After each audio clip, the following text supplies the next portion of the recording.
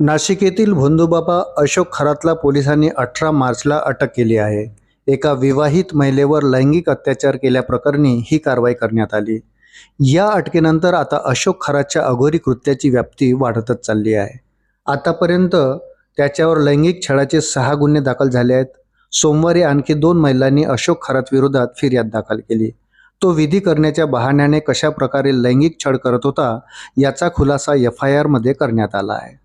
आता अशोक खरातच्या अटकेची inside story समोर आली आहे. अशोक खरात परदेशात पडून जाईल अशी भीती पोलिसांना होती.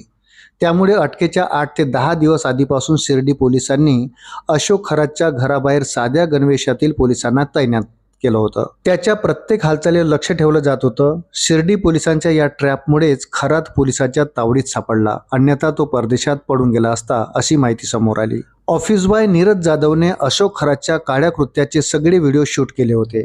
याची माहिती खरातला मिळाल्यानंतर त्याने नीरजवर दबाव टाकायला सुरुवात केली होती. शिर्डी येथील एका तरुणीच्या मदतीने त्याने नीरजला खोट्या गुन्ह्यात अडकवण्याचाही प्रयत्न केला. हा गुन्हा दाखल झाल्यानंतर पोलिसांना खरातवर संशय निर्माण झाला. त्याच वेळी पोलीस नीरजचा शोध घेऊ लागले. त्याच्या घरीही पोलीस पथक धडकलं होतं. यावेळी नीरजच्या आईने पोलिसांना आपल्या मुलाच्या जीवाला धोका असल्याचं सांगितलं. माझ्या मुलाला घेऊन जा, नाहीतर खरात त्याचा खून करेल अशी भीती आईनं पोलिसाकडे वर्तवली होती. यानंतर पोलिसांनी नीरजशी संपर्क साधून त्याला सुरक्षित ठिकाणी नेलं. त्याच्याकडील व्हिडिओ आणि इतर पुराव्यांच्या मदतीने पोलिसांनी अशोक खरात विरोधात सापळा रचला. 7 मार्च ते 14 मार्च या कालावधीत शिर्डी पोलिसांच्या 4 कर्मचाऱ्यांनी 2 शिफ्टमध्ये खरातच्या बंगल्याबाहेर साध्या वेशात तैनात राहून त्याच्या प्रत्येक हालचालीवर नजर ठेवली. कोण भेटते, कोणती वाहने ये जा करतात, तो कधी बाहेर पडतो, कुठे जातो याची सविस्तर माहिती गोळा करण्यात आली. विशेष वाहनाद्वारे त्याचा पाठलागही करण्यात येत होता. खरात परदेशात पलायन करण्याच्या तयारीत असल्याची माहिती मिळताच 9 मार्च रोजी त्याला शिर्डीतील गुन्ह्यात आरोपी करण्यात आले आणि 10 मार्च रोजी त्याच्या विरोधात लुकआउट नोटीस जारी करण्यात आली. यामुळे त्याचा परदेशात पडून जाण्याचा प्लॅन फसला. या संपूर्ण कारवाई दरम्यान नाशिक पोलिसांना कोणती माहिती न देता शिर्डी पोलिसांनी स्वतंत्रपणे ऑपरेशन राबवले.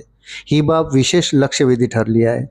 वेळेत ही कारवाई झाली नसती तर खरात देशाबाहेर पडून जाण्याची शक्यता अधिक होती. दरम्यान या प्रकरणाच्या गांभीर्याची दखल घेत मुख्यमंत्री देवेंद्र फडणवीस यांनी विशेष तपास पथक स्थापन करण्याचे आदेश दिले. महिला पोलीस अधीक्षक तेजस्वी सातपुते यांच्या नेतृत्वाखाली पुढील तपास सुरू असून शिर्डी पोलिसांनी जमा केलेले सर्व पुरावे SIT कडे सुपूर्द करण्यात आले आहे. या संपूर्ण प्रकरणात अधीक्षक घारगे यांच्या मार्गदर्शनाखाली शिर्डी पोलिसांनी दाखवलेली गोपनीयता, नियोजन आणि धाडस यामुळेच भोंदूबाबा अशोक खरातचा पर्दाफाश शक्य झाल्याचे स्पष्ट आहे. नीरज जाधव विरोधात शिर्डी पोलीस ठाण्यात गुन्हा दाखल झाल्यानंतर आणि खरातच्या कारनाम्याची कुणकुण शिर्डी पोलिसांना लागल्यानंतर त्याच्या शोधासाठी शिर्डी पोलिसांनी नाशिक जिल्ह्यातील त्याच्या घरी भेट दिली.